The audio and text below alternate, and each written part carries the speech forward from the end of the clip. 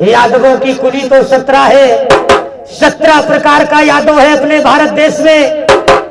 ये 17 प्रकार के यादव कौन कौन है भैया? राव, दौआ, किसनौत, मजरोत, घोसी, डढ़ोर, गिरबरिया, कभरिया, उपरेलिया, नागरिया, ग्वालवंशी, यदुवंशी, रोहेले, घरसैता, खरमौरिया, खुनखुनिया।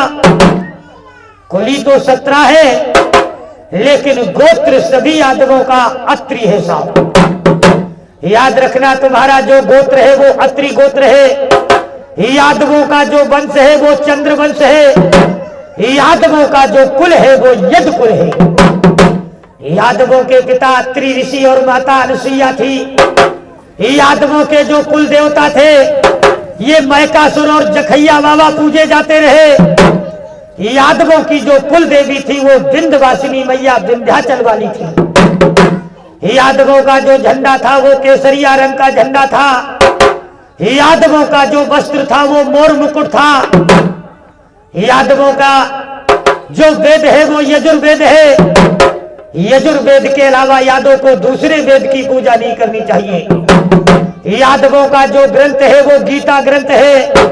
जैसे ठाकुरों का ग्रंथ रामायण है वैसे यादवों का ग्रंथ गीता है। लेकिन भैया अपना ग्रंथ छोड़ करके यादव लोग दूसरों का ग्रंथ पढ़ रहे हैं। यादवों का जो पुराण है वो श्रीमद् भगवत महापुराण है। मेरे यादव वीरों, ये श्रीमद् भगवत महापुराण यादव वंश के राजा परीक्षित ने शुरू करवाई थी। जब तक परीक्षित बना करके नहीं बैठाला जाएगा तब तक यादव पूरी भागवत पूरी नहीं होगी साहब। यादवों का जो तुम्हारे तलवार थी वो ताती तलवार थी। यादवों का जो अश्व था वो श्यामकरण घोड़ा था। यादवों का जो शंख था वो अजय शंख था। यादवों का जो नगारा था वो अजीत नगारा था। यादवों के जो आचार थे वो गर्गाचार्य, कृपाचार्य और द्रोणाचार्य थे। यादवों के जो कुल गुरु थे वो शांडिल्य मुनि और दुर्वासा ऋषि थे। इतना क्रोधी गुरु कि 2 मिनट में श्राप दे दिया करते थे। एक बार गुरु जी चले जा रहे थे। यादवों ने सोचा इस गुरु की आजमाइश कर ली जाए। ये गुरु कुछ जानता है कि ऐसे गुरु बना घूम रहा है। एक यादव जी को साड़ी पहना दी गई। यादव जी के पेट में एक लोहे की कढ़ैया बांध दी गई। गुरु के सामने खड़ा कर दिया। गुरुदेव, ये हमारी बहू है, बताओ इसके लड़का पैदा होगा कि लड़की पैदा होगी? गुरुजी कहने लगे भला आदमी के कुछ पैदा होता है, ले जाओ इसके कुछ भी पैदा ना होगा। पूरे गांव का यादव कहने लगा गुरुजी ये आदमी नहीं है औरत है, आपको बताना पड़ेगा इसके क्या पैदा होगा। गुरुजी को लगा कि ये यादव हमारा अपमान कर रहे हैं। गुरुजी को क्रोध आ गया। गुरुजी कहने लगे इसके पैदा होगा मूसर, और ये जो लोहे की कढ़ैया तुम इसके पेट में बांध करके लाए हो, जाओ मैं ये तुमको श्राप देता हूं, इसी लोहे की कढ़ैया से तुम्हारा 56 करोड़ यादवों का नाश हो जाएगा। गलती करी एक गांव के यादव ने, और गुरुजी ने पूरी यादव जाति को ही श्राप दे डाला। एक और श्राप दे दिया गुरुजी ने। बड़ी तुमने एकता दिखाई, पूरा गांव एक आदमी को औरत बता रहा था। जाओ मैं तुम्हें एक और श्राप देता हूं, आगे आने वाली यादव वंश की पीढ़ी में आपस में एकता नहीं रहेगी। आज वही जमाना चल रहा है। यादव को देखकर यादव ही जल रहा है। एक यादव 2 रोटी आराम की खाने लग जाए तो 20 यादव उसके पीछे पड़ जाएंगे कि ये साला बढ़ा जा रहा है, इसको नीचे गिराया जाए। एक दूसरे को गिराना बंद कर दो, वरना वो दिन दूर नहीं जब यादव जाति का पतन हो जाएगा।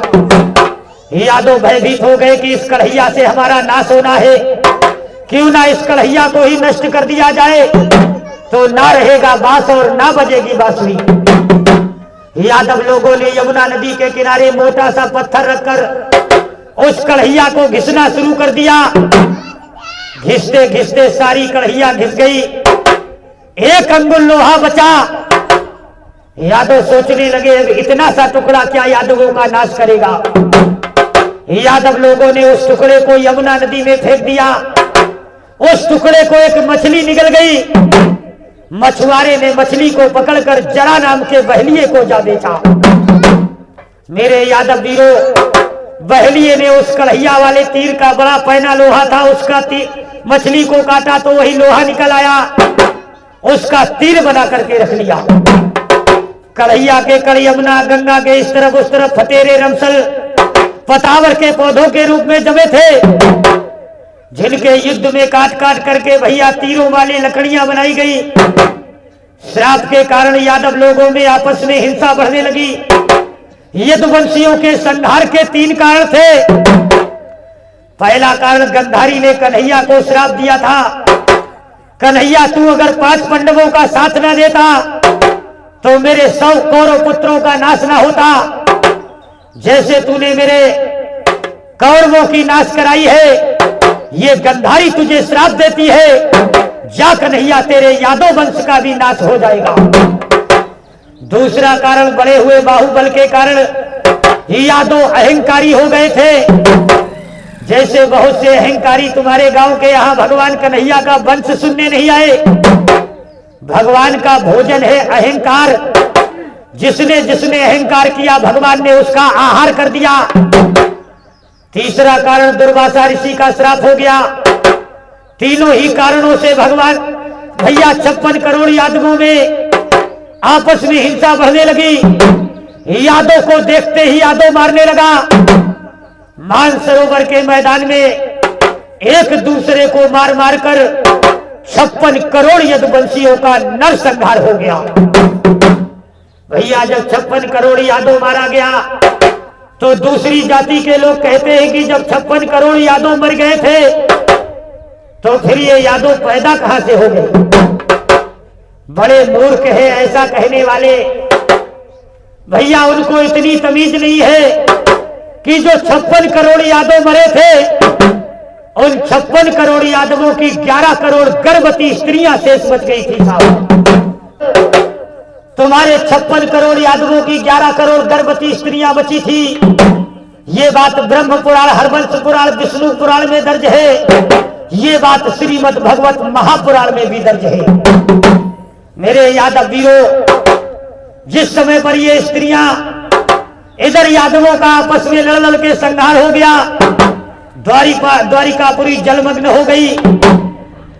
इधर भगवान कन्हैया ने अर्जुन को बुला करके गोपिकाओं को हस्तिनापुर के लिए रवाना कर दिया। इधर भगवान कन्हैया उदास होकर के लेट गए कि मेरा पूरा यादव वंश समाप्त हो गया। कन्हैया के पैर में पद्म था जो दूर से मणि की तरह चमकता था। इधर भैया कन्हैया पैर के ऊपर पैर करके लेटे थे। वही जरा नाम का बहलिया कन्हैया वाला तीर लेकर के आया। उसने जाना ये किसी हिरण की आंख चमक रही है। चमकती हुई वस्तु पर निशाना लगा दिया उस बहलिए ने। बड़ा ही पक्का निशाना था उस बहलिए का। वो बाण जा करके भगवान कन्हैया के विष बुझा बाण भगवान कन्हैया के पदम में जा लगा। उस बाण के लग जाने से यदुवंश शिरोमणि, यदुवंश नाथम भगवान कन्हैया का स्वर्ग धाम हो गया। कन्हैया के जाते ही यादवों का समय बिगड़ गया। कैसा समय बिगड़ा भैया? मनुष्य बलि नहीं होते हैं, होते समय बलवान। लूटी भीलन गोपिका वही अर्जुन वही बाण। भीलों ने गोपिकाओं के स्वर्ण आभूषण लूट लिए थे। कुछ मूर्ख विद्वान कह देते हैं कि भील लोग गोपिकाओं को ही ले गए थे। ऐसा कहने वाले बड़े मूर्ख हैं। वो भील लुटेरे थे, अपने बच्चों का पेट पालन करने के लिए लूट मार करते थे। भैया तुम्हारे कर्म करके ब्रह्म पुराण में लिखा है, भीलम लूटंती गोपिका नाम स्वर्ण आभूषणम। भीलों ने गोपिकाओं के केवल स्वर्ण आभूषण ही लूटे थे। अर्जुन का अहंकार समाप्त हो गया। पांचों पंडा स्वर्ग को चले गए। इधर भगवान कन्हैया भी स्वर्ग धाम को जाने लगे। इनके साथ गौवे चराने वाला बाल सखा मनसुखा हाथ जोड़ करके खड़ा हो गया। कहने लगा, कन्हैया अब आप स्वर्ग धाम को जाते हो, 56 करोड़ यादव मारा जा चुका है। अब ये दोबारा यादवों का वंश कैसे बढ़ेगा? ये हमारे ग्वाल बाबा मनसुखा की तस्वीर है। हम लोग इन्हीं के वंशज के लोग हैं। कन्हैया ने मनसुखा को अपने पास में बुलाया, कहने लगे तुम यादव वंश के आज से खुनखुनिया यादव कहे जाओगे।